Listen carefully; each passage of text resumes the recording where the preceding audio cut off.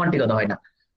তো ক্লাসিক পিরিয়ডের মধ্যে ক্লাসিক সাহিত্যের তোমার মেন যে বৈশিষ্ট্য সেটা হচ্ছে অবজেক্টিভিটি রাদার দেন সাবজেক্টিভিটি।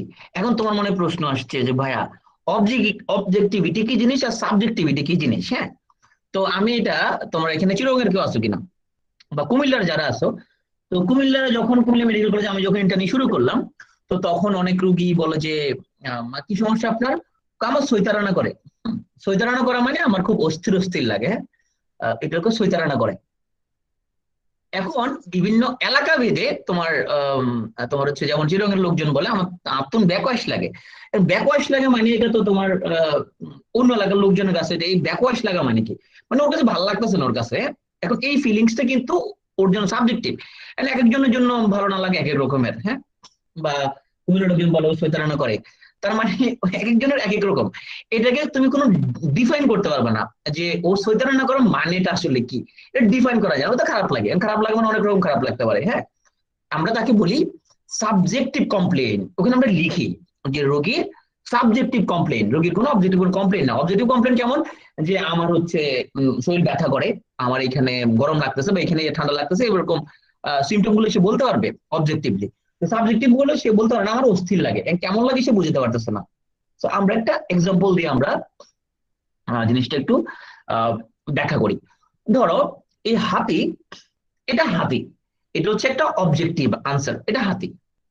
কিন্তু আমরা যদি কোনো মানুষকে যদি বলি যে অন্ধ লোককে বললাম যে তুমি দেখে বলো এটা কি, তো যে অন্ধ লোক যে হাতির কান ধরছে সে কয়টা একটা ফ্যান, যে হাতির গা ধরছে কয়টা একটা ওয়াল, যে হাতির লেজ ধরছে সে কয়টা একটা দড়ি, হ্যাঁ, যে হাতির সুর ধরছে সে কয়টা স্ন্যাক। তার মানে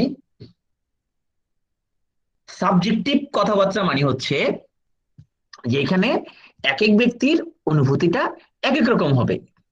যে ব্যক্তি হচ্ছে তার নিজের যে চিন্তা ভাবনা দিয়েই তার এই ফিলিংসটা নির্ধারিত হবে। এখানে কোনো সার্টেন, এখানে কোনো একটা আনসার নাই এখানের মধ্যে।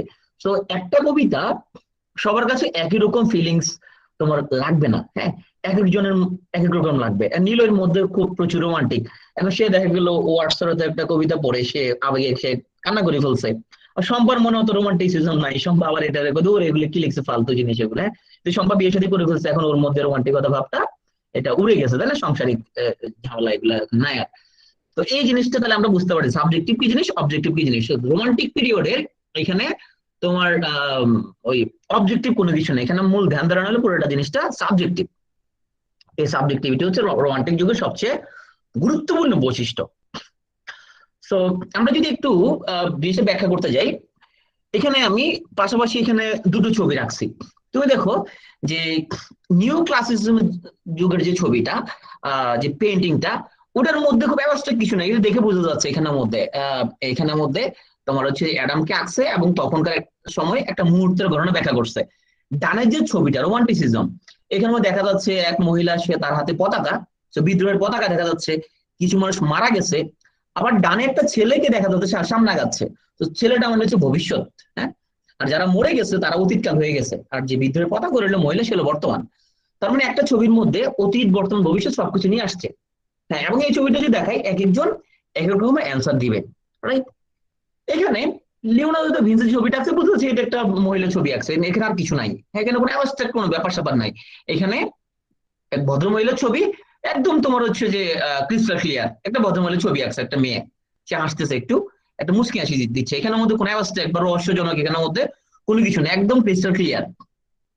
আমরা যদি বত্তিচেল্লির এই ছবিটা যদি ব্যাখ্যা করি, এই ছবিটার নাম হচ্ছে প্রাইমাভেরা। সো এখানে মাঝখানে যে সেগুলো ভেনাস, আর উপরে যে দেখা যাচ্ছে নর্মালি কিউপিড। হ্যাঁ, তো এখানে ছবি দেখলে বোঝা যাচ্ছে যে এখানের মধ্যে কোনো রহস্যজনক কিছু নাই।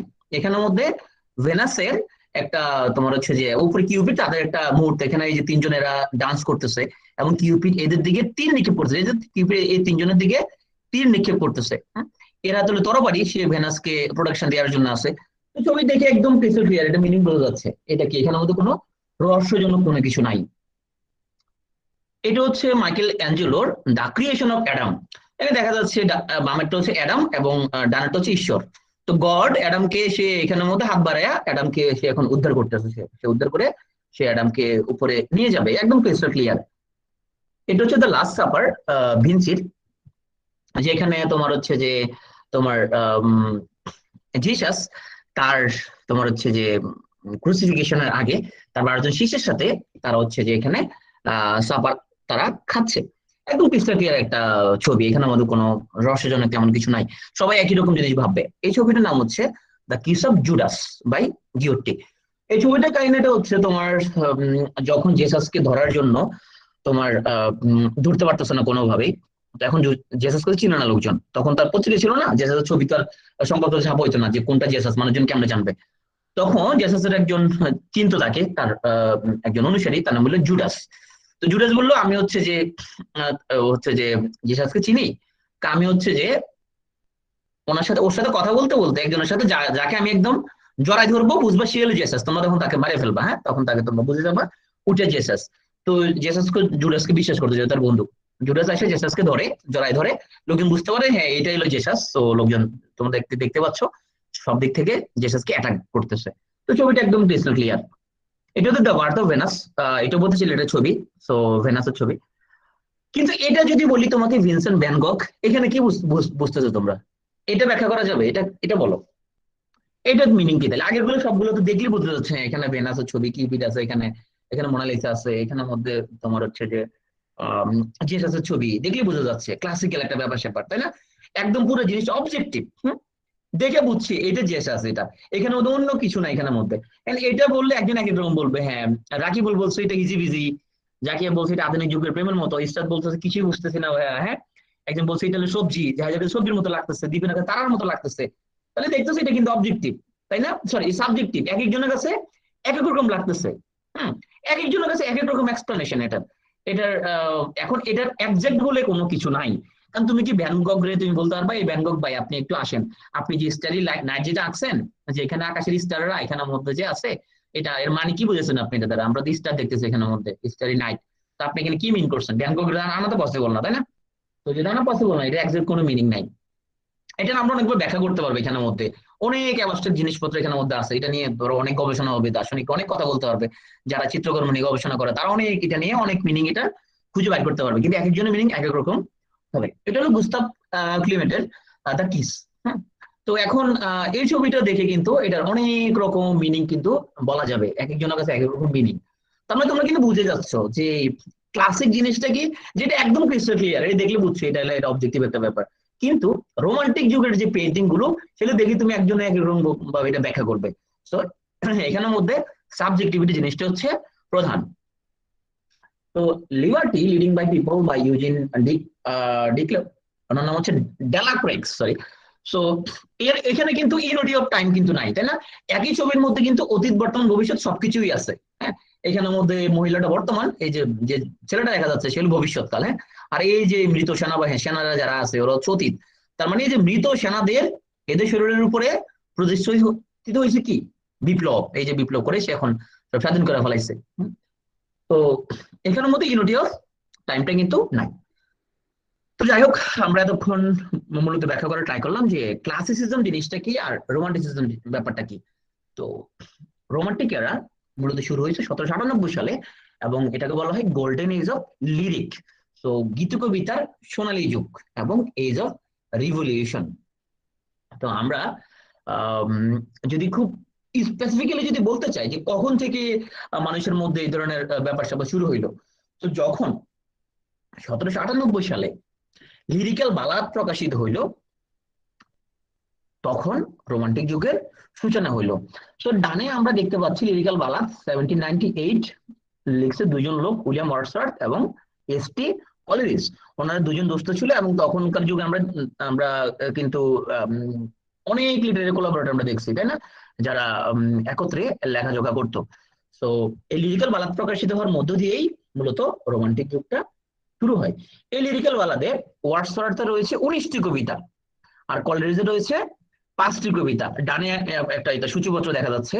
তো এই লিরিক্যাল বালাদটা অত্যন্ত গুরুত্বপূর্ণ, কারণ তখন মানুষজন দেখলো যে এটা একটা ভিন্ন ফ্লেভারের কবিতা, যে এই কবিতার মধ্যে এখানের মধ্যে কোনো যুক্তি নাই, এখানের মধ্যে কেউ নেচারের কথা বলতেছে, কেউ প্রেমের কথাবার্তা বলতেছে, হ্যাঁ। তো এটা একটা ভিন্ন ফ্লেভার। এই পিরিয়ডের মধ্যে আমরা যাদের লেখাযোগ আজকে পড়বো মূলত এখানে Wordsworth, ST. Coleridge, Byron, Shelley, Kitts.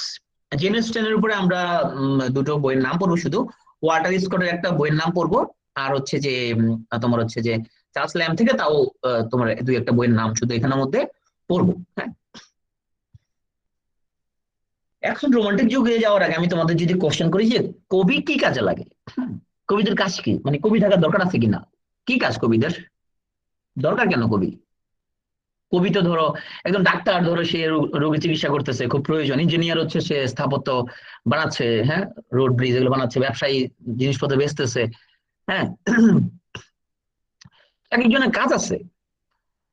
ও নীলুফা বলছে আত্মার খাবার জোগাই, তো ও বলতেছে আমার আত্মা, আমি ওখানের মধ্যে সামনে ফলমূল দেখা যাচ্ছে, ফলমূল খাইলে তো হয়, আত্মার আবার খাবার দরকার কি? হ্যাঁ, তার মানে মানুষজনের মধ্যে কিন্তু এই ধারণাটা ছিল যে এরিস্টটলরা ওরা কি বলতো, ওদের সময় ছিল যে কবি কোনো কাজে লাগতে হবে, তাই না? ওর একটা কাজ থাকতে হবে, সে একটা, তো কবিতারও একটা কাজ থাকতে হবে। কবিতা, তোমরা দেখো না যে তোমার ভাই যেখানে যায় সেখানে নাকি একটা মেসেজ দেয় সবাই। সিনেমা দেখতে বসছি, কয় এটার ভিতরে মেসেজ আছে। আরে বই একটা পড়তে বলছি, কয় বইয়ের ভিতরে একটা মেসেজ আছে। আরে ভাই মেসেজের ঠেলাই দেবো আসতেছি না, আমার দরকার আনন্দ। সিনেমা দেখতে যে গেলাম বউকে নিয়ে, বউ বলতেছে এটার মধ্যে একটা মেসেজ আছে। হ্যালো ভাই, মেসেজ তো শুনতে চাইতেছি না, আমি একটা মজা পাওয়ার জন্য সিনেমা দেখতে বসছি, মানে একটা কি একটা অবস্থা, তুমি কিসের তোমার মানে বিনোদন পাই না। হ্যাঁ, সচেতনতা, তারপরে মেসেজ, সবকিছু মেসেজ ঢুকাই দিতে চাচ্ছে লোকজন, কোনো বিনোদন ফিনোদন কোনো কিছুতে পাই না। বই পড়তে গেলে মেসেজ আছে ভিতরে। সেদিন সিনেমা দেখতে বসলাম একটা রেহানা মরিয়ম নূর, কয়টার মধ্যে মেসেজ আছে। আর আমি তো মেসেজ দেখতে তো চাইতেছি না, আমি তো একটু মজা পাইতে চাইতেছি, বিনোদন চাই আমি, মেসেজ ফেসেজ আমি কি করবো? সবাই মেসেজ দিতে চাই। তো এখন লোকজন মনে করতো কবিতার ভিতরে মেসেজ লাগবে, হ্যাঁ, কবিতা হচ্ছে বিদ্রোহ থাকা লাগবে এটার ভিতরে, ধরো সরকারি বিরোধী তো ওইটা সেটা হ্যান ত্যান, এরকম মেসেজ থাকা লাগবে। তো এবং কবিতা পড়ে কিন্তু পেট ভরাও লাগবে, হ্যাঁ। তো আমাদের মীরা, তো মীরাকে একদিন বললাম যে মীরা তুমি হচ্ছে যে আহ, একটু গল্পের বইটা পড়ো, যে তোমার একটু, তুমি সেকশন ক্লাব ম্যানেজার, কথাবার্তা বলতেছো লোকজনের সাথে, তুমি যদি একটু গল্পের বইটা পড়ো তাহলে তোমার তো লোকজন তোমার সাথে কথাবার্তা বলে একটু আনন্দ পাবে, হ্যাঁ। তুমি যেরকম একদম স্ট্রেট কাট কথাবার্তা বলো, মানুষ তো মজা পাচ্ছে না, একটু গল্পের বইটা পড়ো। ও আমার কইতেছে ভাই গল্পের বই পড়ে কি লাভ হবে? তারপরে ভাই তাহলে আমি কিছু গল্প মুখস্থ করে ফেলবো। আমি ওর জন্য অনেক বই পাঠাইলাম। তো ও বলে যে ভাই আমি কি কয়েকটা গল্পের বই মুখস্থ করে ফেলবো যাতে লোকজনকে বলতে পারি? আমি বললাম না, এটা ন্যাচারাল ব্যাপারটা কেন মধ্যে আসবে না, তুমি কিছু এমনি কিছু লোকজনের সাথে গল্প গুজব করবা। তো যাই হোক, মীরা বলছে না ভাই এটা বললে ছেলেরা আবার আমার সাথে আবার পরে আবার অন্য কথা বলতে চাইবে, না থাক। তো আমি, ঠিক আছে, ও যুক্তিও ঠিক আছে, এখান দিয়ে আবার ছেলেরা চান্স পাই যাবে বেশি কথা কথা বললে। তো সাল বদলে আর সে বলছে কবি কোনো কাজে লাগার দরকার নাই। হ্যাঁ, কবির কাজে লাগতে হবে কেন? কবি উপরে কয়েকজন বলছে যে কবির কাজ হচ্ছে তোমার বিভিন্ন রকমের ইতিহাস তুলে ধরা, কবির কাজ হচ্ছে যে তোমার আত্মার খাবার জোগানো, ভাষাকে সমৃদ্ধ করা। বদলিয়া বলছে খাইটার কাজ নাই কবির, কবির কোনো কাজ নাই কবির। কবি তার নিজের আনন্দ লাগে, ভাল লাগে, এই জন্য লিখবে সে কবিতা। হ্যাঁ, ওর ভাল লাগে, আমার ভাল লাগে, আমি এই জন্য কবিতা লিখতেছি। আমি তোমার এই আনন্দ দেওয়ার জন্য লিখতেছি, আমি কারো কোনো কামেই লিখতেছি না, কবি কোনো কাজে লাগারও দরকার নাই। তো বোধহয় গুরুত্বপূর্ণ একটা কথা বলছে। বলছে বাইরনি বিদ্রোহের দিন গত হয়েছে, পূর্ণ হয়েছে সমাজের সঙ্গে কবির বিচ্ছেদ। প্রতিবাদ করলেও প্রতিবাদের পাত্রকে স্বীকার করে নিতে হয়। অতএব একমাত্র যা সহনীয় সম্ভব তা উপেক্ষা ও স্বেচ্ছাবৃত নির্বাসন। তো তুমি যদি কাউকে উপেক্ষা করতে চাও, তুমি তার বিরুদ্ধে প্রতিবাদ করলা, তো প্রতিবাদ করা মানে তো তাকে একটা গুরুত্ব দেওয়া, তাই না? তো বোধিয়ার বলছে কবি হচ্ছে সে হবে উপেক্ষা করবে সব কিছুকে, সে তার কোনো কিছু নিয়ে কোনো হেডেক করার কোনো দরকার নাই। তো আমার খুবই প্রিয় একটা উক্তি, আল মোহাম্মদ একটা কথা বলছে যে মানুষের সবচেয়ে বড় শক্তি যেটা, এটা হচ্ছে উপেক্ষা করার শক্তি। তুমি যদি উপেক্ষা করতে পারো দেখবে তোমার লাইফ অনেক ইজি হয়ে গেছে। হ্যাঁ, উপেক্ষা করা মানে কি, কে তোমাকে নিয়ে কি বললো, হ্যাঁ, কে তোমাকে নিয়ে মাথা কামাচ্ছে, এগুলো তুমি পাত্তা দেওয়ার দরকার নাই। তুমি যদি উপেক্ষা করতে পারো লোকজনের মতামতকে, তুমি দেখবে তোমার লাইফ অনেক স্মুথ হয়ে গেছে, অনেক আরামদায়ক হয়ে গেছে, হ্যাঁ, অনেক ভালো লাগবে তোমার লাইফটা। তো এই যে আমরা সবসময় পাত্তা দিই মানুষজনকে, আমাকে নিয়ে কে কি বললো, আমাকে নিয়ে কে কি সমালোচনা করলো, আমাকে কেউ থার্ড ক্লাস বললো, কে ফালতু বললো, তো আমরা যদি উপেক্ষা করতে পারি লোকজনের কথাবার্তা, তখনই আমরা হ্যাঁ ডোন্ট কেয়ার টাইপ যেটা, আমরা ভালো থাকতে পারবো। কিন্তু এটা খুব কঠিন, কিন্তু তোমার আপনজন যখন তোমার নামে যখন বিভিন্ন আজেবাজে কথা বলবে, তখন তোমার খারাপ লাগবে। সো এটা শুধু মানে বলা যতটা সহজ, বাস্তবে এটা করাটা বেশ কঠিন। তো এই রোমান্টিসিজমের মধ্যে আমরা একটা টার্ম পাই, সেটা হলো অ্যাস্থেটিসিজম। তো এখন অ্যাস্থেটিক শব্দের অর্থ তো আমরা জানি, তাই না? অ্যাস্থেটিক মানে খুব সৌন্দর্য টাইপের কোনো কিছু, হ্যাঁ। এখন অ্যাস্থেটিসিজম মানে আসলে কি, কলা কৌশলবাদ, এটা বাংলা করা হয়েছে, মানে কি, হ্যাঁ। তো বোদলেয়ার এবং নান্দনিকতা, হ্যাঁ নান্দনিকতা মানে আসলে কি, তো আর্টের সঙ্গে বাস্তব ইউটিলিটির কোনো সম্পর্ক নেই। বোদলেয়ার, ফ্লেভিয়ার, মালারমে প্রমুখ বিখ্যাত মানুষ তাদের শিল্পকর্মে জাগতিক বাস্তবতা ও উপযোগিতার ঊর্ধ্বে গিয়ে কতগুলো মতবাদ, মূল্যবোধ ও দৃষ্টিকোণকে প্রশ্রয় দিলেন। তাদের নতুন ধরনের শিল্পকর্ম মানুষজন নতুন স্বাদ পেল। বাস্তবতা বিবর্জিত হলেও ওই সাহিত্য বা শিল্পকর্মে একটা বিশেষ ধরনের আবেশ ও সৌন্দর্য ছিল। এটা কোনো, তুমি বাস্তব কোনো কিছু দিয়ে তুমি এটাকে ব্যাখ্যা করতে পারবে না, অ্যাবস্ট্রাক্ট, হ্যাঁ। এটার কোনো যুক্তি নেই কোনো। এদের দেখতে ওর ভালো লাগছে, ও এটা আঁকছে এটা। এখন তোমার ভালো লাগলে লাগবে, আর সবার ভালো লাগবে না, কারো ভালো লাগবে, কারো ভালো লাগবে না। তো এই সময়ে তোমার হচ্ছে যে এই ছবিটার মধ্যে কোনো মেসেজ আছে? কোনো মেসেজ নাই, তাই না? ওর ভালো লাগছে, ওটা মেয়েকে আঁকছে, এখানের মধ্যে কোনো কোনো মেসেজ নাই। এই ছবির মধ্যে একটা মেয়ে, সে তোমার আয়নার মধ্যে নিজের ছবি দেখতেছে, এখানে কোনো মেসেজ নাই, হ্যাঁ। এটার মধ্যে কোনো কিছু আছে? কিছু নাই। এটার মধ্যে হচ্ছে যে এক একজনের কাছে সুন্দর লাগবে, কার কাছে মনে হবে হিজি বিজি, হ্যাঁ। কেউ কবিতা হিজি বিজি, কেউ এটা কি আছে এখানের মধ্যে, কার কাছে মনে হবে ওয়াও এটা তো অনেক সুন্দর একটা জিনিস, কারোর কাছে মনে হবে কি ডিফারেন্ট, তো এটা এক একজনের কাছে এক এক রকম একটা মনে হবে। বাট যে আর্টিস্ট, উনি ওনার মনের আনন্দে এই জিনিসটা আঁকছে। তো এখানে কত কোন মেসেজ নেই আসলে, উনি আর্টিস্ট, ওনার ভালো লাগছে, উনি এই জন্য এভাবে আঁকছে। সো টার্মটা দাঁড়ালো, গতকাল আমরা যেটা পড়েছিলাম, আমরা কি পড়েছিলাম, আমরা কি পড়েছিলাম গতকালকে? আর্ট ফর হিউম্যানিটির সেক, তাই না? যে মানুষের জন্য কি লাগবে, আর্ট। এই সময়ে এসে মানুষজন আবার আর্ট ফর আর্টস থেকে ফিরে আসলো। ওরা বললো যে তোমার শুধু শিল্পের জন্যই শিল্প, হ্যাঁ। আগে যেটা ছিল আর্ট ফর লাইফ সেক, এক বলছেন না শিল্পের জন্য শুধু শিল্প, এখানে মানুষের কোনো কাজে আসা দরকার নাই। তো আমরা যদি একটু আমাদের এদিকে যদি আসি, তো রবীন্দ্রনাথ ঠাকুর তার মৃত্যুর অল্প কয়েকদিন আগে, মৃত্যুর সম্ভবত মাত্র 5 দিন আগে, সে তোমার 5 দিন বা এক সপ্তাহ মতো সময় আগে, সে বুদ্ধদেবকে একটা চিঠি লিখছিল। সে লিখলো, আমরা এই ইতিহাসের দ্বারাই একান্ত চালিত, এ কথা বারবার শুনেছি এবং বারবার ভিতরে ভিতরে খুব জোরের সঙ্গে মাথা নেড়েছি। এই তর্কের মীমাংসা আমার নিজের অন্তরেই আছে, যেখানে আমি আর কিছু নই, কেবলমাত্র কবি। সেখানে আমি সৃষ্টিকর্তা, সেখানে আমি একক, আমি মুক্ত, বাইরের বহুতর ঘটনাপুঞ্জের দ্বারা জালবদ্ধ নই। তো রবীন্দ্রনাথ ঠাকুরের তার মৃত্যুর কিছুদিন আগে তোমার মানে এই চিঠির মাধ্যমে আমরা বুঝতে পারি যে উনি কিন্তু অ্যাস্থেটিসিজমের দিকে কিন্তু আকৃষ্ট হচ্ছিল। কিন্তু তোমার শেষ দিকে তোমার ওনার যে কথাবার্তা, যে আমাকে কি শুধু ব্রিটিশ রাজের বিরুদ্ধে বিরুদ্ধে আমার ওর বিরুদ্ধে কথা বলতে হবে কেন, আমাকে তোমার সমাজের অত্যাচারের বিরুদ্ধে কথা কেন বলতে হবে, আমার মনে করেন আমি লিখবো, আমি মুক্ত, আমি কোনো দায়বদ্ধতা নাই আমার কোনো। সো এটাই হচ্ছে রোমান্টিক পিরিয়ডের মেইন বৈশিষ্ট্য।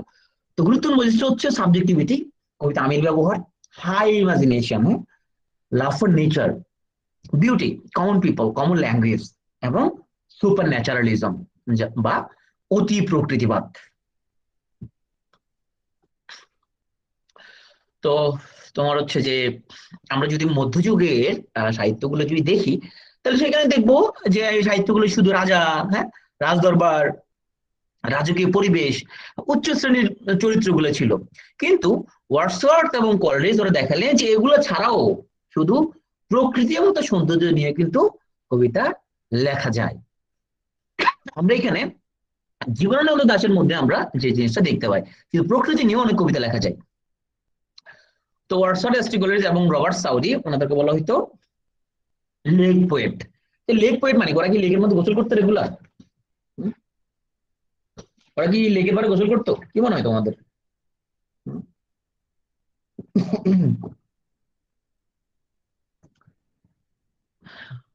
না দিত। আচ্ছা, মূল জিনিসটা হচ্ছে ইংল্যান্ডে তখন লেক ডিস্ট্রিক্ট এলাকায় ওরা বসবাস করতো, হ্যাঁ। লেক ডিস্ট্রিক্ট এলাকায় ওরা বসবাস করতো। তো তোমার হচ্ছে যে ওদের ওনাদের লেখায় নদী, হ্রদ, প্রকৃতি এগুলার তোমার হচ্ছে এগুলো কথাবার্তা আসছে। তো এই তিনজনকে বলা হয়, আহ, আরো লেক পোয়েট আছে, বাট এই তিনজন হচ্ছে তোমার আহ প্রধান আর কি, হ্যাঁ। উইলিয়াম ওয়ার্ডসওয়ার্থ, এসটি কলেজ এবং রবার্ট সাউদি। পরীক্ষা আসতে পারে নিচের কে লেক পোয়েট বা নিচের কে লেক পোয়েট নয়। ওয়ার্ডসওয়ার্থকে, তাকে বলা হয় worshipper of nature. So Wordsworth is known as high priest of nature এবং সুপারস্টার অফ রোমান্টিক এজ। যদিও এখানে খুব তার বয়স্ক কারণে একটা ছবি আসছে, বা আমার মনে হচ্ছে তার খুব মানে জোয়ান বয়সের একটা ছবি দিলে মনে হয় খুব জিনিসটা সুন্দর হতো, তাই না? এখানে বুড়া লোকরে আমরা যদি এরকম রোমান্টিক রোমান্টিক বলে জিনিসটা ভালো লাগে না। যে গতকাল আমরা যেটা বলছিলাম যে তোমার প্রেমের কোনো কি নাই, কোনো বয়স নাই, যে কোনো সময় যে কোনো অবস্থায় মানুষের মনে প্রেম জাগতে পারে। আমরা যেটা আমাদের রেলমন্ত্রীর কাছে আমরা দেখছি। তো ওয়ার্ডসওয়ার্থ তাকে বলা হয় পোয়েট অফ নেচার, লেক পোয়েটও বলা হয়, পোয়েট অফ চাইল্ডহুড তাকে বলা হয়। প্রত্যেকটা কবির তাদের যে আলাদা আলাদা নাম, তোমাকে একদম এগুলো ঠোঁটস্থ কণ্ঠস্থ থাকতে হবে। কার কি উপাধি, কে ট্রাজেডির জনক, কে কমেডির জনক, হ্যাঁ, কাকে পোয়েট অফ নেচার বলা হয়, কাকে তোমার হচ্ছে যে মোক হেরিক পোয়েট বলা হয়, এই টার্মগুলো একদম তোমার একদম ঠোঁটের মতো থাকতে হবে। তো পোয়েট অফ চাইল্ডহুডও ওয়ার্ডসওয়ার্থকে বলা হয়। তো ওয়ার্ডসওয়ার্থ সে অনুপ্রাণিত হয়েছিল মূলত ফ্রেঞ্চ রেভলিউশন দ্বারা, এবং ফ্রেঞ্চ রেভলিউশনের তোমার যে ভূমিকা পুরো ইউরোপ জুড়ে, হ্যাঁ। তো রাজতন্ত্রের বাইরে গিয়ে তোমার ওরা যেই নতুন একটা, সো এখানে তোমার ফ্রেঞ্চ রেভলিউশন শুধুমাত্র যে ক্ষমতা চেঞ্জ হয়েছে তা না, ফ্রেঞ্চ রেভলিউশনের প্রভাব কিন্তু শিল্প সাহিত্য এবং ওদের স্থাপত্যের মধ্যে পর্যন্ত তার প্রভাবটা দৃশ্যমান। তো কবি সাদের মৃত্যুর পর তোমার 1843 সালে তোমার হচ্ছে যে আহ মানে ওনার তখন শেষ দিকে অবশ্য উনি রাজকবি হিসেবে নিযুক্ত হন। তো তাকে বলা হয় পোয়েট লরিয়েট। তো পরীক্ষায় কিন্তু আসতে হবে নিচের কে পোয়েট লরিয়েট, তো পোয়েট লরিয়েট তো একজন না, পোয়েট লরিয়েট কিন্তু অনেকে আছে পোয়েট লরিয়েট, মানে যারা রাজকবি, আহ, একদম মানে সরকার প্রদত্ত যারা নিযুক্ত কবি যারা, তো ওরা ওদেরকে বলা হয় পোয়েট লরিয়েট, যারা রাজ দরবার থেকে ভাতা পাইতো, সরকার থেকে ভাতা পায় যারা। তো ওয়ার্ডসওয়ার্থ তার যে আচ্ছা আমরা একটু তোমার মেজর যে ধর্মবিশ্বাস নিয়ে একটু কথাবার্তা বলি। পৃথিবীতে তোমার 4,000-এর উপরে ধর্ম আছে। তার মধ্যে তোমার সবচেয়ে বড় যে 4টা ধর্ম, তোমার ইসলাম ধর্ম, হিন্দু ধর্ম, খ্রিস্টান ধর্ম এবং বৌদ্ধ ধর্ম। এই 4টা ধর্মের মধ্যে তোমার এই প্রধান যে 4টা ধর্ম, মানে যে সবচেয়ে বেশি মানে যেটা অনুসারী সেখানে হচ্ছে তোমার তার মধ্যে প্রথম 3টা যেটা তোমার ইসলাম, তারপরে তোমার খ্রিস্টান এবং তোমার হিন্দু ধর্ম, সেখানে গড ইউনিভার্স ক্রিয়েট করছে। হ্যাঁ, বৌদ্ধ ধর্মের মধ্যে তোমার হচ্ছে যে যে সেখানে সৃষ্টিগত ধারণা একটু ডিফারেন্ট আছে সেখানে, আচ্ছা সেখানে আমরা সে আলোচনা না যাই। তো প্রধান 4টা ধর্মই মূলত গড ইউনিভার্স ক্রিয়েট করছে, এটা বললাম থিইজম। আর আরেকটা ধর্ম বিষয় আছে যারা মনে করে ইউনিভার্সই একটা গড। হ্যাঁ, আমার সামনে একটা পাথর আছে, পাথরটাও গড। আমার সামনে একটা তোমার হ্যাঁ আনিকা দোলা যেটা বলছে যে গডের ধারণা এখানে বুদ্ধিজমের মধ্যে একটু তোমার ট্রেডিশনাল যে ওই 3টা ধর্ম হচ্ছে একটু ডিফারেন্ট আছে এখানের মধ্যে। তো আরেকটা ধর্ম আছে যেখানে বলে গড ইকুয়াল টু ইউনিভার্স। হ্যাঁ, এই ফুল এটাও একটা গড, হ্যাঁ, পাথর এটা একটা গড, আমার সামনে একটা আপেল দেখা যাচ্ছে তো এটার মধ্যে এটাও গড। হ্যাঁ, তো সবকিছু গড, ইউনিভার্স মানে গড। এটা হলো প্যান্থেইজম, প্রকৃতির প্রতিটি এলিমেন্টই গড। হ্যাঁ, তো ওয়ার্ডসওয়ার্থ সে কিন্তু বিশ্বাস করতো যে প্রকৃতির মাঝেই মহান সৃষ্টিকর্তা বিরাজমান, এবং এই ধর্ম বিশ্বাসকে বলা হয় প্যান্থেইজম।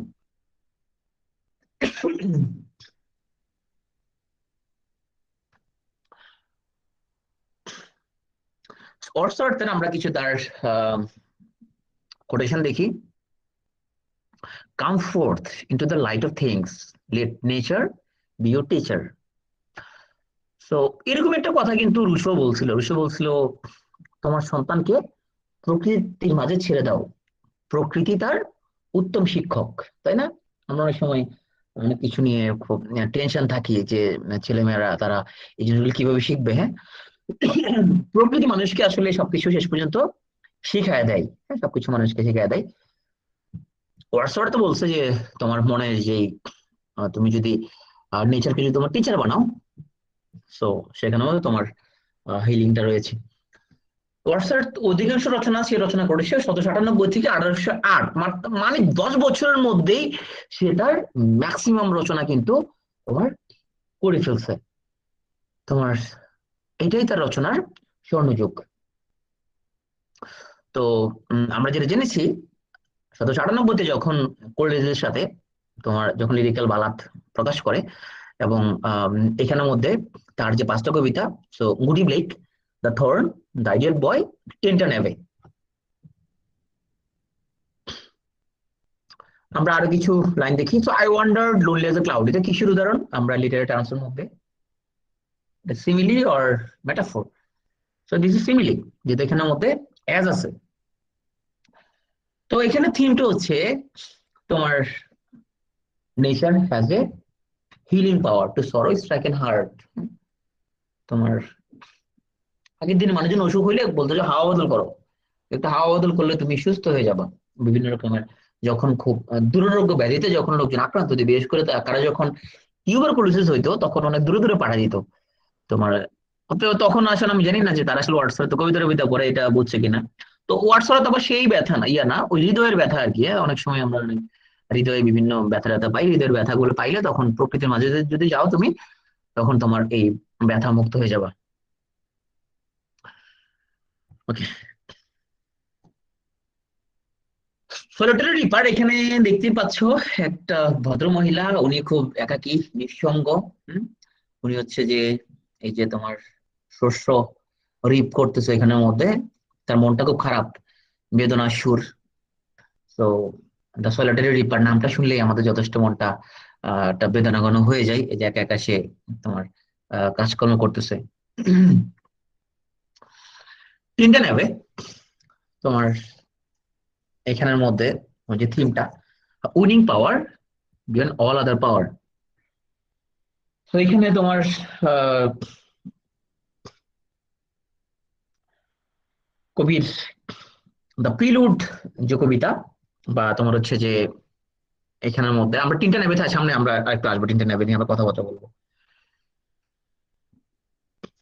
এক্সকারশন এটা মূলত তোমার হচ্ছে যে কবি যেটা সে 1 শতাব্দী ধরে মানে সে বোঝাতে চাচ্ছে তোমার যে তার যে জীবন ও জগৎকে সে তোমার হচ্ছে যে তার যে চিন্তা ভাবনা, হ্যাঁ, সেটা এক্সকারশন তার কবিতার মধ্যে। এটা প্রকাশিত 1797 সালে, তার মানে তার যে লিরিক্যাল বালাদ প্রকাশিত হওয়ার 1 বছর আগে। দ্য এক্সকারশন,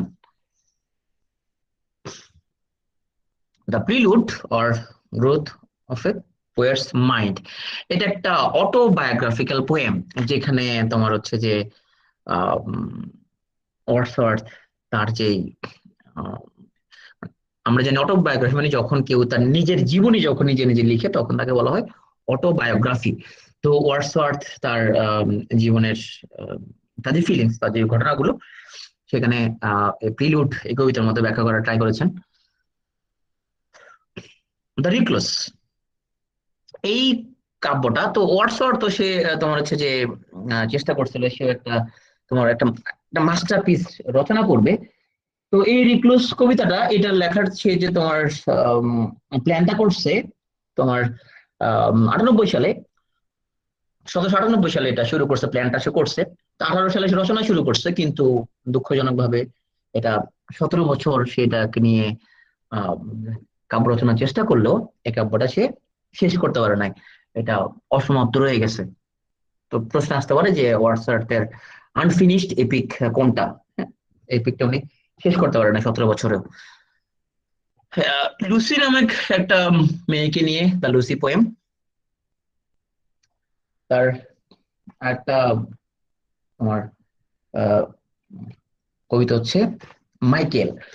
তো এই মাইকেলের মধ্যে মাইকেল মূলত একজন আম, মেষ পালক। তো তারা যেটা ছিল তাদের এখানের মধ্যে তার মাইকেল তার স্ত্রীকে নিয়ে, তার স্ত্রীর নাম ছিল ইসাবেল। তো তাদেরকে নিয়ে সে তারা মেষ পালন করতো এবং তারা সুখী শান্তিতে বসবাস করতো।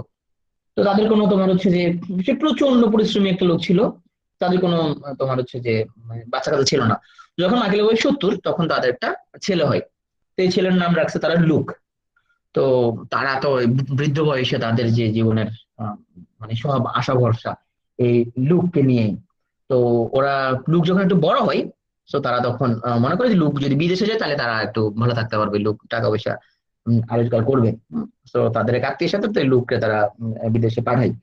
হ্যাঁ, কিন্তু লুক ওখানে চিঠিমিটি লিখতো। তো কয়েকদিন পর দেখে যে লুক আর চিঠি মিঠি আর লিখতেছে না, সে আসলে তার আত্মীয়ের কাছ থেকে সরে আরেকটা দেশে চলে গেছে। তো এইটা শুনে তোমার হচ্ছে মাইকেল এবং তার যে ওয়াইফ ইসাবেল তারা প্রচন্ড দুঃখ ভারাক্রান্ত হয়ে যায়। এবং শেষ পর্যন্ত তারা মানে একটা লোকের তোমার এই যে তার যে মানে বৃদ্ধ বয়সে তার যে আশা ভরসা যেটা ছিল সেটা শেষ পর্যন্ত ভেঙে যায়। তো এটা হচ্ছে মাইকেল আহ, কবিতাটার মূল। ভাব। টু দ্য কুকু, এটাও ওয়ার্ডসওয়ার্থের একটা কবিতা। সো তিনটা নেভার মেইন যে থিমটা সেটা হচ্ছে nature never did betray that here that loved her. So নেচারকে তোমার যে এখানে মূলত সে মূলত যে নৈসর্গিক দৃশ্য, nature never did betray the heart that loved her, যে হার্টটা তাকে, হ্যাঁ তাকে যে ভালোবাসে সে বিট্রে করবে না। তো এখানে মূলত তোমার আমরা জীবনানন্দ দাশের যে রূপসী বাংলার মধ্যে এটা একটা তোমার ছাপ দেখতে পাই, যেখানে তোমার এই যে প্রকৃতির প্রতি কবির যে আকর্ষণ এবং এখানে নিসর্গ চিত্রের মধ্যে যে একটা স্বর্গীয় একটা উজ্জ্বলতা লুকায়িত আছে সেটা নিয়ে প্রকৃতির প্রতি যে গভীর মমত্ববোধ, তিনটা ন্যাবের কাব্যের এটা তোমার মূল বিষয়বস্তু। তবে এখানের মধ্যে তার ব্যক্তি জীবনের অনেক বিষয় এখানের মধ্যে জড়িত। ওয়ার্ডসওয়ার্থ ক্লাইন হচ্ছে the child is father of the man.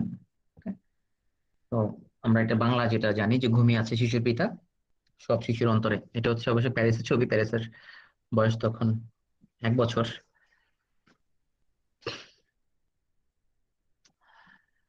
That best portion of a man's life is little, nameless, unremembered acts of kindness and love.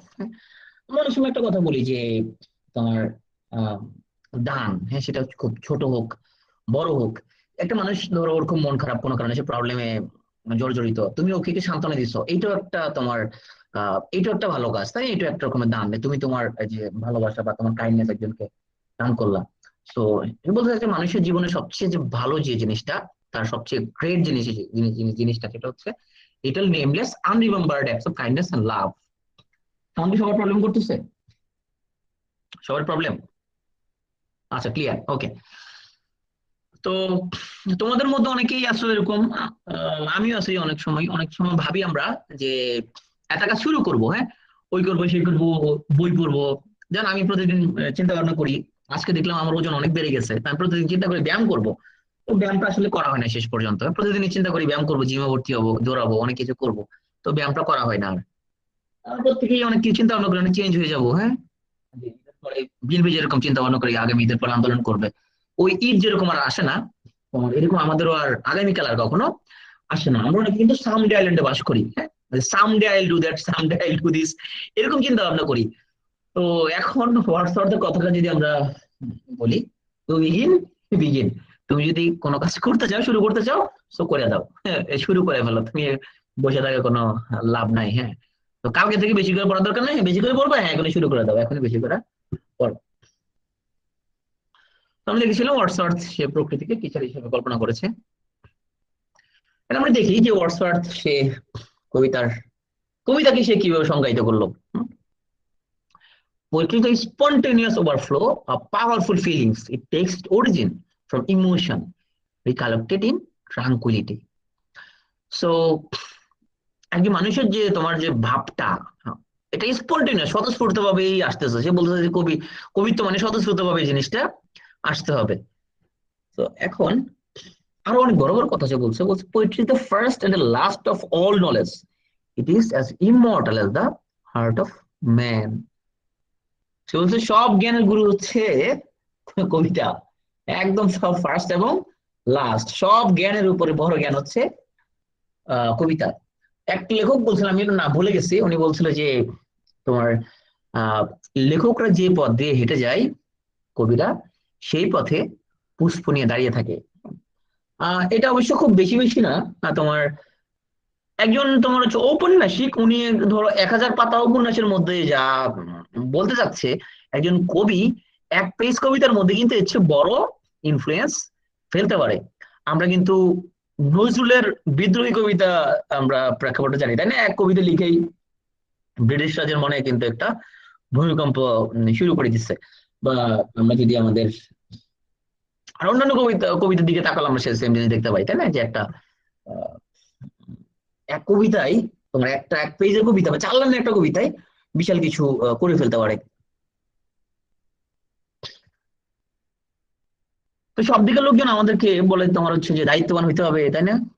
BCS cadre হইতে হবে, তারপরে তোমার ভালোভাবে কথা বলতে হবে, লিডার হইতে হবে, হ্যাঁ বড় বড় কাজ করতে হবে, দায়িত্ববান হইতে হবে, মানে সবাই দায়িত্ব কর্তব্য আমাদেরকে মনে করে দিতে চাই। আমার বাবা মা বলে যে তোরা দায়িত্ববান ছেলে না তুই, মা বলে তুই দায়িত্ববান না, স্ত্রী বলে তুমি দায়িত্ববান স্বামী না, হ্যাঁ, বাচ্চারা বলে তুমি দায়িত্ববান বাবা না, তুমি কোনো দায়িত্ব পালন করো না, হ্যাঁ, বোন বলে তারপরে তুমি দায়িত্ববান ভাই না। সব দিকে দায়িত্ব।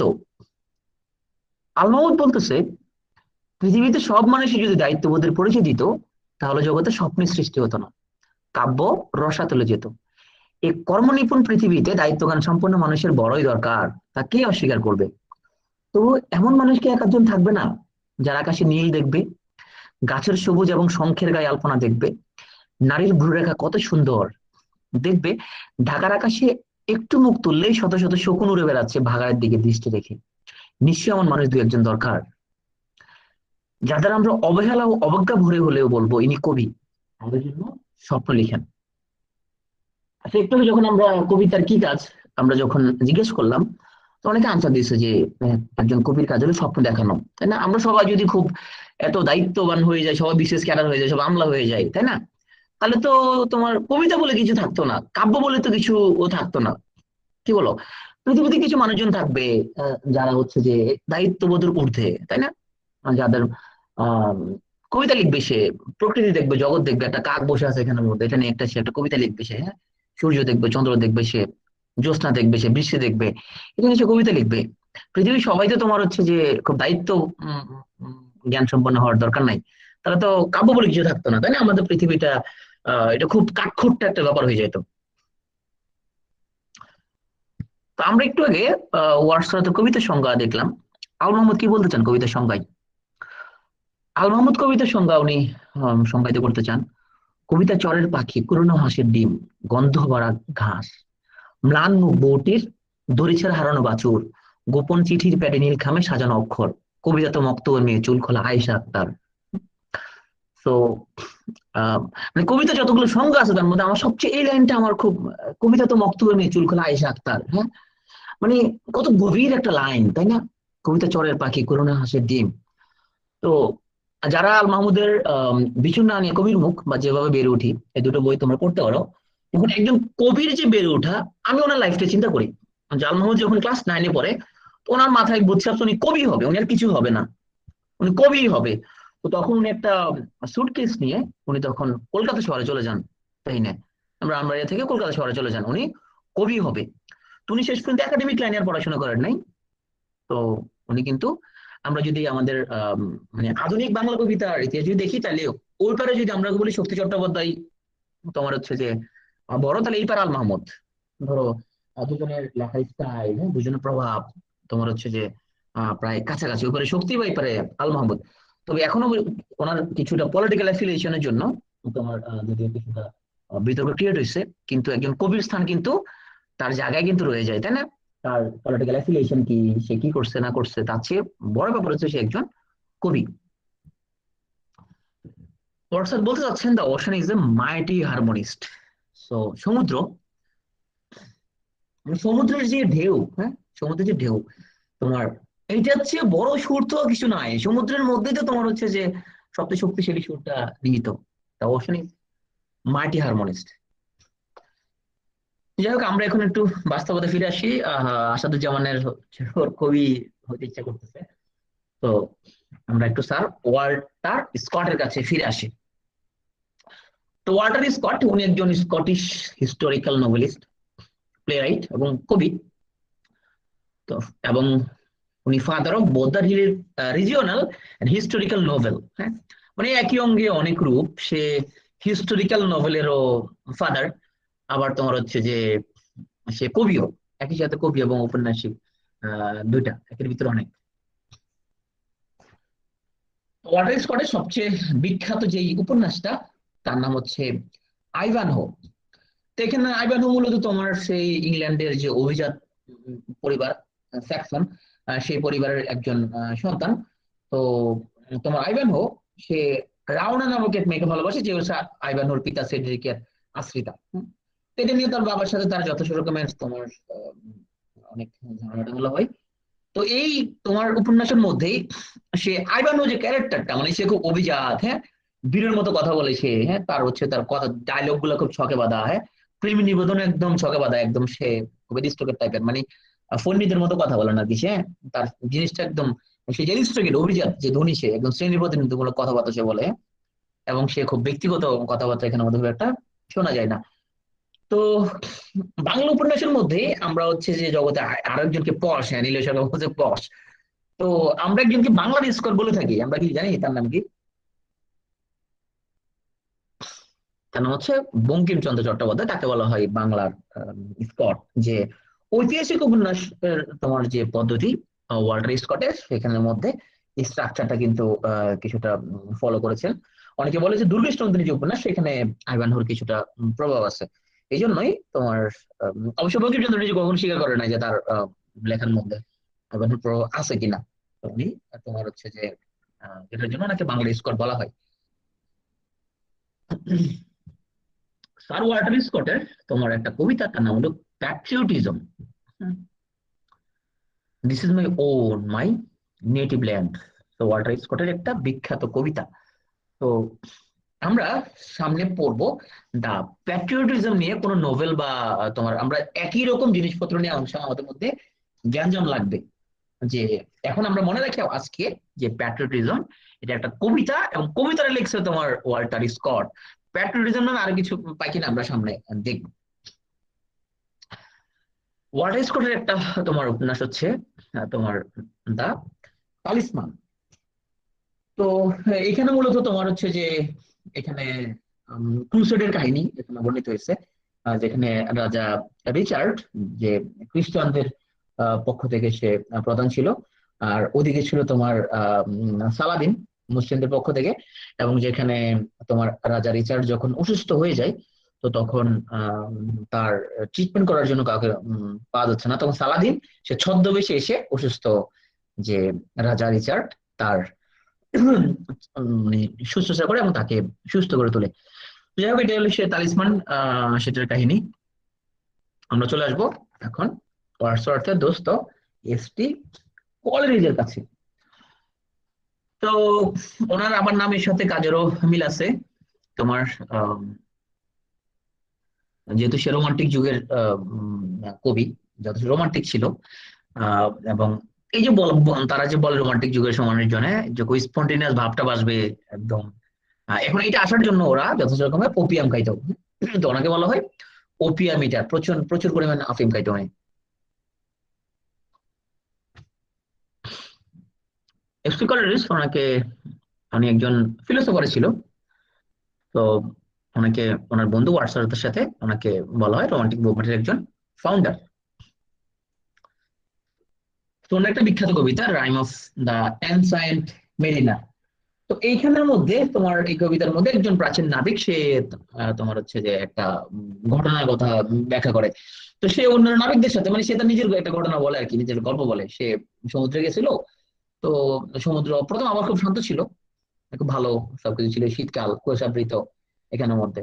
তো একটা অ্যালবাট্রস একটা পাখি তাদের জাহাজের উপর দিয়ে উড়ে যাচ্ছিল। তো সবাই বলছে অ্যালবাট্রসটা দেখতে খুব ভালো সুন্দর। তো এখন ওখানের মধ্যে অ্যানসাইন্ট মেরিনার সে হুদায় খামাকা কোনো কাম কাজ নাই, এটা ছাড়া সে ধনুক দিয়া অ্যালবার্টাস পাখিটাকে সে হত্যা করছে। এবং এরপরেই আবহাওয়া খুব খারাপ হয়ে যায় এবং তাদের প্রচন্ড ঝড় ওঠে। নাবিকারা বলে তুমি যে অ্যালবার্টাস পাখিটাকে মারলা, এটার তোমার একটা অভিশাপ হিসাবে আহ এখন এই ঘটনাটা ঘটছে। উম, তো তোমার হচ্ছে যে ওই মৃত অ্যালবার্টাসটাকে তারা অ্যানসাইন্ট মেরিনারের গলায় ওরা ঝুলাই দেয়। তার সঙ্গে বাতাস থেমে যায়। তো দুঃখজনক হচ্ছে সমুদ্রের পানি পচে যায় এবং চারিদিকে খুব অবাঞ্ছিত মানে বিদঘুটে প্রাণীরা কিলবিল করতে থাকে।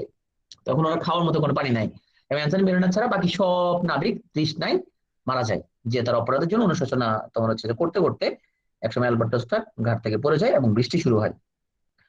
তো একসময় অ্যানসাইন্ট মেরিনা তার দেশের নৌবন্ধু দেখতে পাই, সে মনে করে সে মুক্তি পেয়ে গেছে, কিন্তু দুঃখজনক ভাবে জাহাজটা তলায় যায়। শেষ পর্যন্ত সে বেঁচে যায়। হ্যাঁ, একটা লাইন আছে যেখানে water water everywhere, not a drop to drink. তো ক্রিস্টাবেল এটাও এসটি কলেজের আরেকটা বিখ্যাত গ্রন্থ। তো এখানে এই দেখতেছো এই যে সে ওপিয়াম খায়া যায়, এই যে টানতেছে যে হাওয়া, এই হাওয়ার মধ্যে দেখতেছো কবিতা, এই হাওয়ার মধ্যে অনেক কবিতা বেরোচ্ছে, হাওয়ার মধ্যেই তোমার কবিতা ভাসতেছে। এভাবে ওপিয়াম খাওয়ার কারণেই সে অনেক জিনিসপাতি প্রডিউস করতে পারছে। তো একবার এরকম জিনিসপত্র খাইতে খাইতে সে তোমার একদিন ঘুমাই গেছে আর কি। সে তো ঘুমা যাওয়ার মধ্যে ঘুমের মধ্যেই তোমার সে তোমার মঙ্গল শাসক, হ্যাঁ, তোমার কুবলা খান, এই যে কুবলা খান সে হচ্ছে তোমার আহ, তার একটা প্রাসাদের কাহিনী এখানে মধ্যে বর্ণনা করছে, হ্যাঁ, যে অনিন্দ সুন্দর একটা তোমার প্রাসাদ মঙ্গোলিয়ার অভ্যন্তরে, যেখানে ঝর্ণা আছে, পাহাড় আছে, হ্যাঁ, এবং কবি খুব সুন্দর ওই জিনিসটা ব্যাখ্যা করে। ঘুম থেকে ওঠার পরে উনি এটা লিখে পড়ে, ওটা কিন্তু দুঃখজনক ভাবে উনি কিন্তু ওনার যে উনি অনেকেই যেটা বলে এটা উনি শেষ করে না কিন্তু, হ্যাঁ। তো মানে কি বলে যে অলরেডি সম্ভবত কুবলা খানের যে পরের অংশটুকু সেটা উনি ভুলে গেছে এবং ওনার এটা মনে ছিল না। ঘুমের মধ্যে আমরা তোমার হচ্ছে যে যেরকম আম, আম, দেখি যে তোমার ঘুমের মধ্যে এরকম অনেক বিখ্যাত কবিতা ক্রিয়েট হয়েছে। তো শেখ সাদী ওনার একবার ইচ্ছে হইলো যে উনি একটা রাসূলের শানে একটা তোমার হচ্ছে যে নাত লিখবে। তো এখন উনি তোমার অনেক কষ্ট করে 3 লাইন লিখলো উনি। বালাগালুল্লাহ বিকামা আলিহি কাসাপাদ্দুজা বিজামা আলিহি হাসুনা জামি খিস আলিহি, 3 লাইন উনি লিখলো। লেখার পর ওনার আর চতুর্থ লাইনে আর মনে আসতেছে না উনি কি লিখবে। উনি খুব তোমার গভীর ভাবে চিন্তা ভাবনা করতেছে উনি কি লিখলে এটা রাসূলের শানে একটা সুন্দর একটা নাত হবে, উনি বুঝতে পারতেছে না। তো ঘুমায় যায়, উনি ঘুমায় গেছে। তো উনি খুব মন খারাপ যে উনি কোনো মিলাতে পারতেছে না। তখন ওনার ঘুমের মধ্যেই তোমার হচ্ছে যে উম, নবীজি ওনার ঘুমের স্বপ্নের মধ্যে ওনার সাথে দেখা দিল। বললো যে যে তুমি চতুর্থ লাইনটা লিখো, সাল্লু আলাইহি ওয়া আলিহি, চতুর্থ লাইন হিসেবে লিখো। তো এই তোমার শেখ সাদির এই যে কবিতাটা, এটা তোমার হচ্ছে যে ওয়ার্ল্ডে মানে সবচেয়ে বেশি পঠিত কবিতার একটা। কারণ মুসলিমরা যখন মিলাদ পড়ে বা তোমার ইভেন মসজিদের মধ্যে যখন ইমাম সাহেব যখন কোনো কিছু তোমার বক্তব্য দেয় তখনও কিন্তু তোমার এটা পড়ে। এটা কিন্তু একটা কবিতা, এটা একটা কবিতা, এটা কিন্তু কোনো মানে হাদিস বা এই ধরনের দোয়া কালাম কিছু না, এটা একটা কবিতা, শেখ সাদির একটা কবিতা। যাই হোক, যদিও এটা নিয়ে অনেকেই বলতেছে এইসব কবিতা এগুলা বলা যাবে না, যাই হোক হুজুরেরা এটা বলতে থাকুক। আমরা যে সুন্দর, আমাদের কাছে যেটা যেটা সুন্দর আমরা তোমার হচ্ছে যে সেদিকে যাই। সো এসটি কলেজের কবিতার মধ্যে যে জিনিসটা প্রাধান্য পাবে সেটা হলো সুপার ন্যাচারালিজম। তো অ্যানসন মেলিন্ডারের মধ্যে আমরা যেটা দেখি অ্যালবার্টাস পাখি, তোমার অ্যানসন মেলিন্ডা তাকে 3 মার্চে, হ্যাঁ, সে মারা গেল। এটা তোমার অতি প্রাকৃতিক একটা ব্যাপার এসটি কলেজের কবিতার মধ্যে প্রাধান্য পায়। তো finally good sense is the body of poetic genius, এই কথাটা বলছে। আচ্ছা, আমি পুরো কোটেশনটা পড়তেছি না, সো কোটেশন আসলো এখানের মধ্যে আমাদের প্রথম 3 line. Good sense is the body of poetic genius. Poetic genius হওয়ার জন্য তোমার যে সেন্সটা, তোমার যে কাব্যটা ধরতে পারা এখানের মধ্যে, হ্যাঁ, ইমাজিনেশন, ফেন্সিনেস, গুড সেন্স যদি থাকে তাহলে তোমার ভালো কবিতা ক্রিয়েট হবে। এসটি কলেজের একটা বিখ্যাত কবিতার নাম হচ্ছে ফিয়ার্স ইন সলিটিউড। সো তোমার যখন তোমার ফ্রেঞ্চ রেভলিউশনের সময় একটা সম্ভাবনা ক্রিয়েট হচ্ছিল, তোমার আহ, ফ্রান্স গ্রেট ব্রিটেনকে ইনভেড করতে পারে এমন একটা সম্ভাবনা যখন ক্রিয়েট হচ্ছিল, তো তোমার Coleridge was oppose to the British government. তবে তার যেই কবিতার মাধ্যমে সে কিন্তু ব্রিটিশ পিপলকে সিম্পাথাইজ করছে। তো এই কবিতার নাম হচ্ছে ফিয়ার্স এন্ড সলিটিউড। মনে রাখতে পারবা যে তোমার ফ্রান্স যে কোনো মুহূর্তে ইনভেড করতে পারে ব্রিটেনকে, এমন একটা পরিস্থিতিতে ব্রিটেনের পিপলের প্রতি সিম্পাথাইজ করে সেই কবিতাটা লিখছে। দ্য নাইটিঙ্গেল, কনভারসেশনাল পোয়েম, এটা এসটি কলেজের একটা বিখ্যাত কবিতা। তো এখন সবাই কমেন্টে লিখো ও নাইটিঙ্গেল এটা কে লিখছে। ও নাইটিঙ্গেল এই কবিতাটা কে লিখছে? ও নাইটিঙ্গেল লিখছে মিল্টন।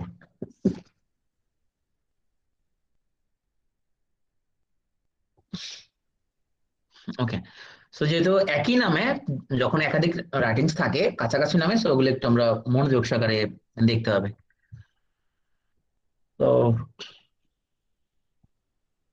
আমরা অনেক সময় বলি যে তোর মধ্যে একটা কমন সেন্স নাই, তাই না? আশেপাশের লোকজনের মধ্যে আমরা কমন সেন্স জিনিসটা দেখতে পাই না।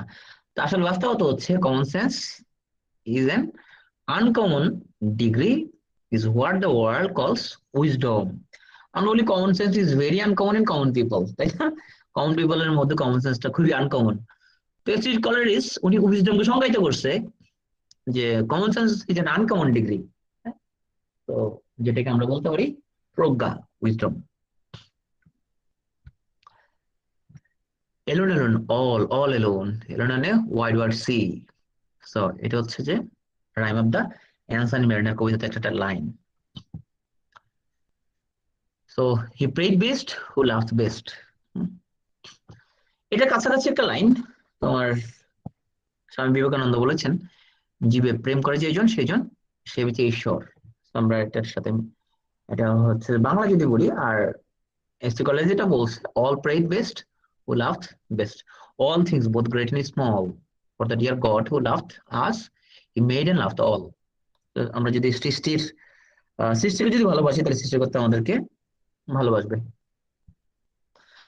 যাই হোক, আমরা রোমান্টিক যুগের কথাবার্তা বলতে বলতে আমরা হচ্ছে যে আমাদের আম, তোমার একজন এন্টি রোমান্টিক ভদ্রমহিলার কাছে আমরা চলে আসলাম, রিভিউ করতাম। আচ্ছা আমি আগে আহ, না খুব বেশি নেই, আর অল্প একটু আছে, আমি একটু আচ্ছা একটু রিভিউ করে আসি।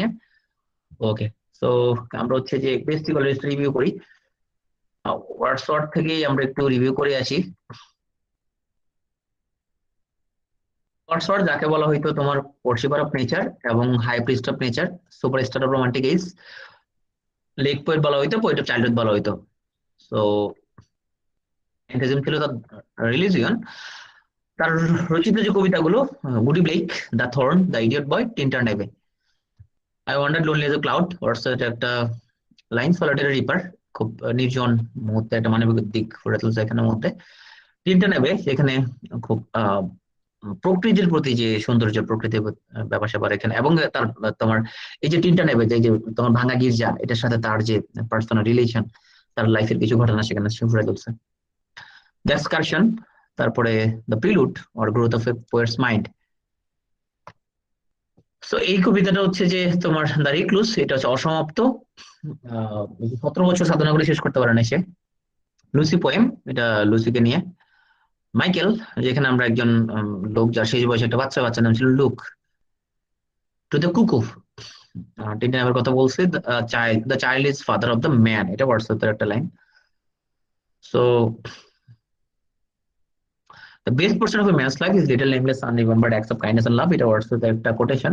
তো বিগিন। সো প্রকৃতিকে টিচার বানানোর পরামর্শ দিয়েছে সে। Poetry is spontaneous overflow of powerful feelings. তারপর সে বলছে সব জ্ঞানের প্রথম এবং শেষ হচ্ছে যে পোয়েট্রি। ওশানকে সে, the ocean is a mighty harmonist, is it simile or metaphor? The ocean is a mighty harmonist, is it simile or metaphor? This is metaphors. Okay, Walter Scott নিয়ে কথা বলছিলাম, সে একই সাথে উপন্যাসিক আর অনেক কিছু। আইভান হো, এটা ওনার একটা উপন্যাস। প্যাট্রিয়টিজম তার একটা কবিতা, আমরা সামনে আসবো। রবার্ট ব্রাউনিং এটা লিখছে, প্যাট্রিয়ট, এটা আসবে সামনে। দ্য টালিসমান, এটা মূলত তোমার ক্রুসেড নিয়ে। এসটি কলেজ, যাকে বলতো ওপিয়াম ইটার বলা হইতো। তো রাইম অফ দ্য অ্যানসিয়েন্ট মেডিয়া, তার বেরেনা তার বিখ্যাত একটা কবিতা, ক্রিস্টাবেল। সো কবিতার মধ্যে সুপার ন্যাচারালিজম খুবই প্রাধান্য পাইছে। ফিয়ারস ইন সলিটিউড তার একটা বিখ্যাত কবিতা, দ্য নাইটিঙ্গেল একটা বিখ্যাত কবিতা। সো চলে আসবো রোমান্টিক এজের একজন এন্টি রোমান্টিক নোবেলিস্টের কাছে, তার নাম হচ্ছে জেইন অস্টেন। হ্যাঁ, আমাদের মীরার আত্মীয় হয় মনে হয়, তাই না? মীরা তোমার আত্মীয় হয় উনি? তো যাই হোক, তো সে এন্টি রোমান্টিক হইলো, সে কিন্তু আবার তোমার আমাদের মীরার মতো সে মানে বিয়ে বিরোধী ছিল না। সে আবার বিবাহিত ছিল।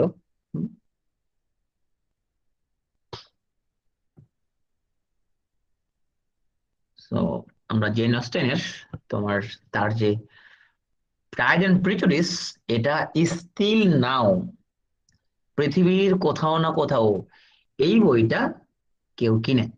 এটা one of the most sold novel ever. 20 million copy এটা হচ্ছে যে তোমার সেল হয়েছে, মানে 2 কোটি কপি এটা সেল হয়েছে।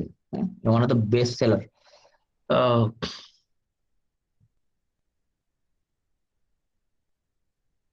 ওনার এগুলো নিয়ে সিরিজ হয়েছে। হ্যাঁ, রাইট। তো জেনারেশনের সেন্স এন্ড সেন্সিবিলিটি, এটা নিয়ে বিবিসিতে তোমার সিরিজ আছে। হ্যাঁ, এটা অসাধারণ নোবেল। তাই ওনার সব নোবেল মোটামুটি তোমার সুখে শান্তিতে বসবাস করিতে লাগিল, সেটাই সেরকম। ইমা তোমার এখানের মধ্যে তোমার হচ্ছে যে ইমা প্রথমে সে মানে বিয়ে শাদী করতে চায় না, সে বলে যে সে বিয়ে শাদী করবে না। তো পরবর্তীতে তোমার হ্যারিয়েটকে সে আহ, তোমার হচ্ছে যে বিয়ে করে ফেলে। তো বিয়ে শাদী করলেও যাই হোক, সে স্বামীত্ব গ্রহণের সিদ্ধান্ত নিলেও সে আবার ওইখান দিয়ে ফ্রাঙ্ক চার্চিল নামে একজন একজন আছে। তো তাকে সে তার প্রেমের ফাঁদে ফেলার চেষ্টা করে। তো যাই হোক, বুঝতে পারে ইমা যে আসলে ও এগুলাকে কাউকে ভালোবাসে না, সে সত্যিকার ভালোবাসে সে তার মিস্টার নাইটলিকে, তার যে অ্যাডভাইজার নাইটলিকে ভালোবাসে। তো পরে নাইটলিকে সে বিয়ে করে। এই যে খুব তোমার তাও জনপ্রিয় উপন্যাস তোমার ইমাকে নিয়ে। এই বলছি ইমা সেরা না। আচ্ছা, আমরা এখন একটু বিদ্রোহ বিদ্রোহ দিকে নিয়ে কথা বলি। আমরা এখন একটু বিদ্রোহী টাইপের লোকজনের সাথে কথাবার্তা বলি। জর্জ গর্ডন বাইরন, যার সংক্ষেপ হচ্ছে লর্ড বাইরন।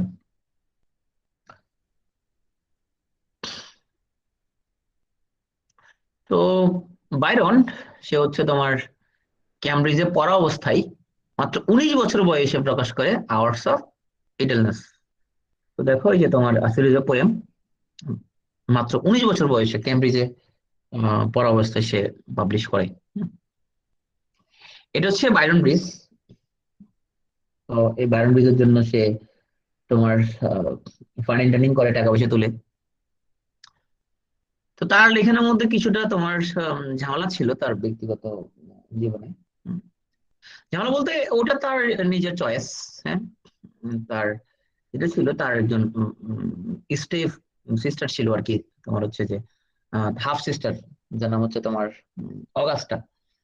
তো যাই হোক, অগাস্টার সাথে তোমার তখনকার এখনকার যেরকম এটা এখনকার তখনকার কি তোমার আম, তার হাফ সিস্টারকে তোমার বিয়ে করা তো এখনকার যুগে যেরকম নিষিদ্ধ কাজ, তখনকার যুগে এটা নিষিদ্ধ কাজে ছিল। হ্যাঁ। তো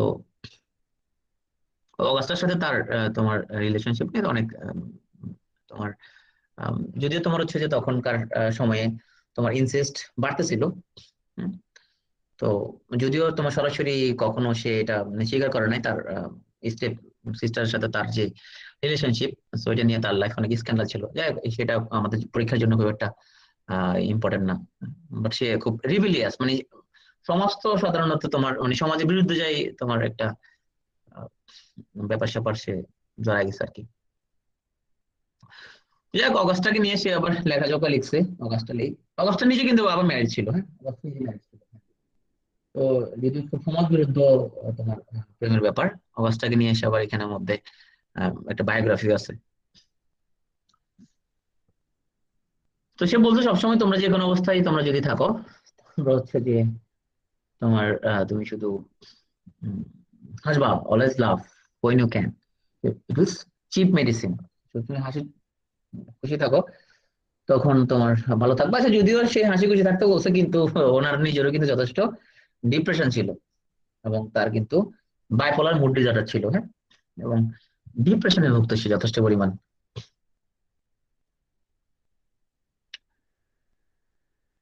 friendship may and often does go into love, but love never subsides into friendship. তো এখন তোমার হচ্ছে যে তোমরা জানার সময় বলো, হ্যাঁ, যে আমার বেস্ট ফ্রেন্ড, হ্যাঁ আমি আমার জাস্ট ফ্রেন্ড, এইসব ফ্রেন্ড ট্রেন্ড বলো। তো এখন লর্ড বায়রন কিন্তু এটা অনেক আগে বলে গেছে বিষয়টা। হুম। যে ফ্রেন্ডশিপ থেকে কিন্তু তোমার কি হইতে পারে, তোমার লাভে কনভার্ট হইতে পারে। এখন তোমরা যেটা করো, তোমরা হচ্ছে যে বিয়ে শাদী করার পর আমরা আবার বন্ধু হয়ে যাই, চল আমরা আবার ফ্রেন্ড হয়ে যাই। লর্ড ব্রায়ান বলতেছে ওই মিয়া তোমরা আমার সাথে ফাইজলামি করো না। তো তুমি আবার এগুলা ভালোবাসাবাসি করছো, এখন তোমরা ফ্রেন্ডশিপ করে ফেলো, কাজ চল আমরা আবার আগের মতো বন্ধু হয়ে যাই। তো আবার আগের মতো বন্ধু হবে না। তো এখানে একটা ভালো জিনিস হচ্ছে, তুমি বিয়ে শাদী করার পরে সব ব্লক করে দিবে একদম। হ্যাঁ, আগে যত যা আছে সবগুলো ফেসবুক একদম ব্লক মারি দিবে, একদম টোটালি ব্লক। দরকার নতুন একটা আইডি খুলবা। হ্যাঁ, বিয়ের আগে নতুন আইডি একটা খুলবা, খুদাই গ্যাঞ্জাম করার দরকার কি না, ঝামেলা করার তো দরকার নেই। হ্যাঁ, সাদিয়া বিষয়টা বুঝতে পারছে, মানে ওখানে ও যতগুলা ছিল আগে, মানে মানে এমন যাই হোক সেটা ব্যাপার না, সব ফেসবুকে ব্লকটা করে দিবা, নাহলে পরে এগুলো অনেক ঝামেলা। হ্যাঁ, ধরো তুমি এরকম সিলেটে ঘুরতে আসলা এরকম, হ্যাঁ তুমি একটা হানিমুনে আসলা, তখন হচ্ছে তোমার ইয়া তুমি বললো, হ্যালো বাবু তুমি কি করো, And ও এই তোমার বাবু বললো কেন সে, এখন তো এটা একটা এরকম ঝামেলা লেগে যাবে। এগুলো বাস্তব ধর্মী কথা, এগুলো খুব দামি কথা, কিন্তু এগুলো কাজ হচ্ছে, এগুলো অনেক দামি কথা, জীবনে অনেক ভালো থাকতে পারবা। Man's conscience is the oracle of God. হ্যাঁ, মানুষের যে কনসায়েন্স এটা গডের ওরাকল। মানে কাজে আসবে এসব কথা, মনে রাখবো সবসময়, ঠিক আছে? আমিও এগুলা সবসময় এগুলা সচেতন থাকবো, এগুলা সচেতনতার মাইন্ড নেই কিন্তু। এবং sweet is revenge, specially to women. হ্যাঁ, তো গতকালকে আমরা একটা জিনিস দেখছিলাম, তোমার সে বলছিল যে তোমার এই বেস্ট রিভেঞ্জ কি বলো তো? তোমার যদি কেউ ছেঁকা দেয় তুমি কি করবা? হুম, বেস্ট রিভেঞ্জ কি?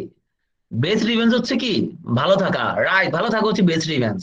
তো যদি তোমার কেউ ছেঁকা দেয়, তুমি ওরে তুমি ভালো থাকবা, তুমি ভালো থাকে, ওরে কি করে তোমার দেখবো ওদের কোপানো চলে যাচ্ছে, ও একদম ধরো তোমার হচ্ছে যে কি বলবো, মানে তুমি যদি হাসি খুশি থাকো, ভালো থাকো, দেখবা যে ও ভিতরে ভিতরে চলে যাচ্ছে, একদম জ্বলে পুড়ে ছারকার হয়ে যাচ্ছে। সাথে বলতে হচ্ছে বেঁচে থাকার কথা বাবা। হ্যাঁ, আমরা একটু শেলির কাছে আসি, পার্সি বেশি শেলি। ওকে, তো শেলি সেই তোমার আমরা বলি না খুব মাম্মি ড্যাডি, মানে যথেষ্ট রকমের একদম প্রভাব প্রতিপন্ন সম্পন্ন ধনাঢ্য ব্যক্তি আর কি, মানে প্রচুর ধন সম্পদ ছিল তার। তো যাই হোক, যদিও লোকটার তোমার শেষ, তার মৃত্যুটা খুবই দুঃখজনক। সে মাত্র কত 30 বছর বয়সে, মাত্র 30 বছর বয়সে সে তোমার নৌকাডুবিতে মারা যায়। হ্যাঁ, সে সমুদ্রেতে যখন ভ্রমণে যায় তখন ঝড় ওঠে। তাকে বলা হয় finest lyric poet in English. খুবই ছোট জীবনকাল তার, 1792 থেকে 1822।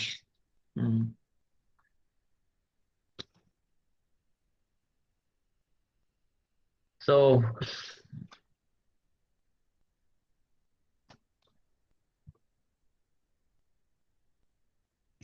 শেলিকে বলা হয় একজন রিভলিউশনারি পোয়েট।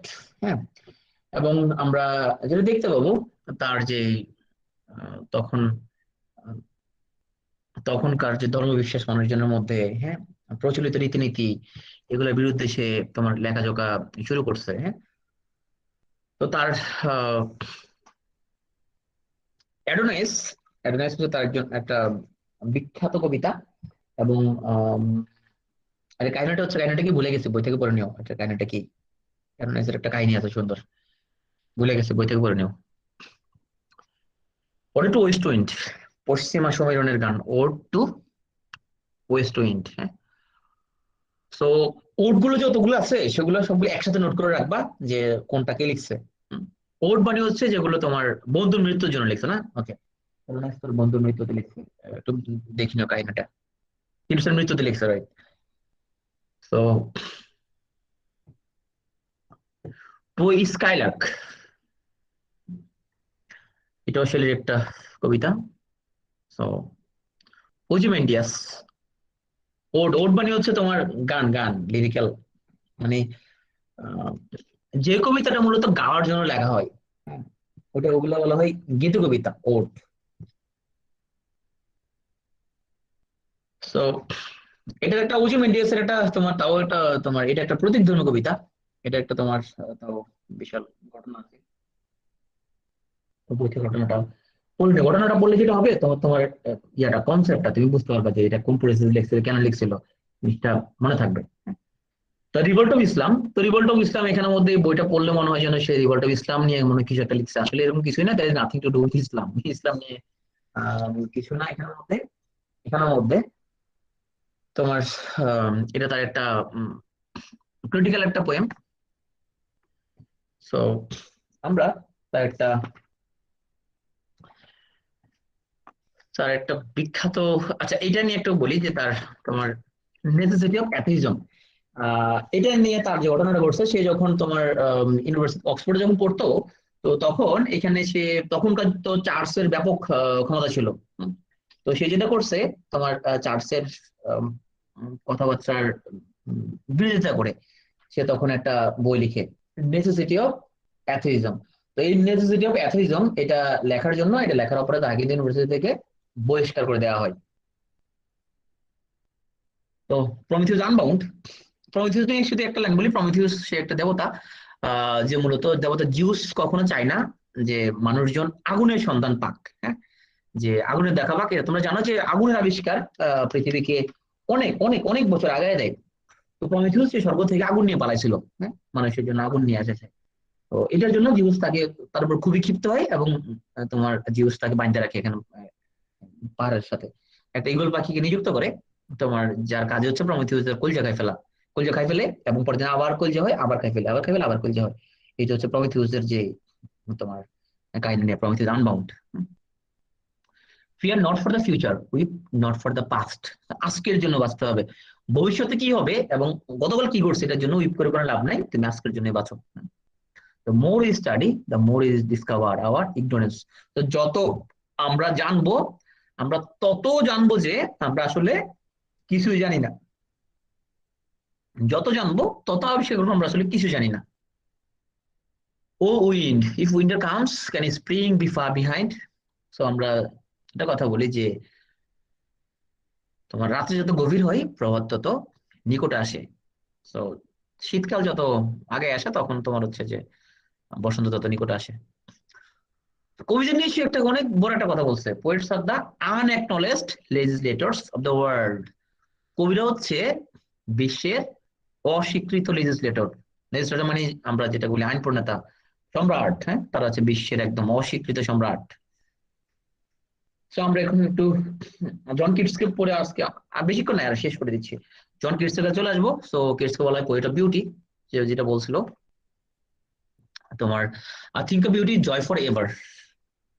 সো কিটসকে বলা হয় বিউটির কবি, হেলেনিজমের কবি, সেন্সুয়াসনেস এর কবি, রোমান্টিসিজমের কবি, নেচারের কবি এবং হতাশার কবি, প্যাসিমিজমের কবি। মানে চেহারাটা দেখলেই তো মনে হচ্ছে একটা হতাশ হতাশ হতাশ হতাশ ভাব, তাই না? তো সে কিন্তু ব্যক্তিগত জীবনে একজন ডক্টর ছিল, ম্যান অফ মেডিসিন। তো তার মানে তোমার ডাক্তার হয়েও কিন্তু কবিতা লেখা যায়। হুম।